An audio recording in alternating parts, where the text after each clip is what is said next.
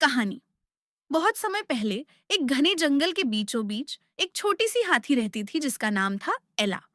उसके कान बहुत बड़े थे, पूंछ छोटी सी और कल्पना शक्ति सबसे बड़ी। एला को घूमना और नई चीजें देखना बहुत पसंद था। लेकिन एक जगह थी जहां उसकी माँ ने उसे कभी न जाने को कहा था, नीली धुंध वाली झील। मैं वहां क्यों नहीं जा सकती? एला ने पूछा। क्योंकि वो जगह छोटे हाथियों के लिए नहीं है, माँ ने प्यार से कहा। वहां का रास्ता लंबा और मुश्किल है। पर एला बहुत जिज्ञासु थी।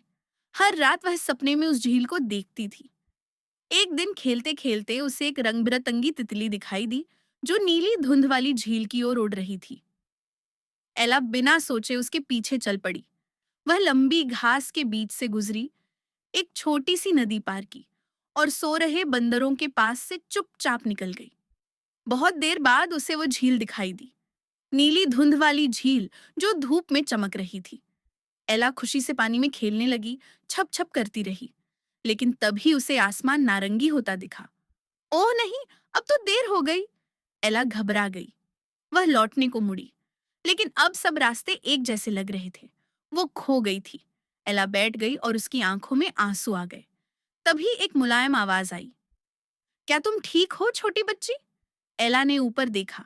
सामने एक बूढ़ा कछुआ खड़ा था जिसका नाम था टीको। मैं तितली के पीछे पीछे आ गई और अब मुझे रास्ता नहीं मिल रहा, एला रोती हुई बोली। टीको मुस्कुराया। कभी कभी हमारी जिज्ञासा हमें दूर ले जाती है, लेकिन अगर हम मदद मांगे तो रास्ता जरूर मिल जाता है। टीको ने धीरे धीरे एला को वापस रास्ता दिखाया। रास्ते में वह उसे पेड़ों और जानवरों के बारे में बताता रहा और एक नरम जंगल का गीत गाता रहा। जब वे घर पहुंचे, एला की माँ दौड़ती हुई आई। मैं बहुत चिंतित थी, माँ ने कहा। माफ कर दो माँ, एला बोली। मुझे आपकी बात सुननी चाहिए थी। अगली बार जरूर सुनूंगी। उस दिन के बाद एला थोड़ी समझदार हो गई। उसे अब भी रोमांच पसंद थे, लेकिन अब वह जानती थी कि कब सवाल पूछना है, कब रुकना है और सबसे जरूरी कब मदद मांगनी है।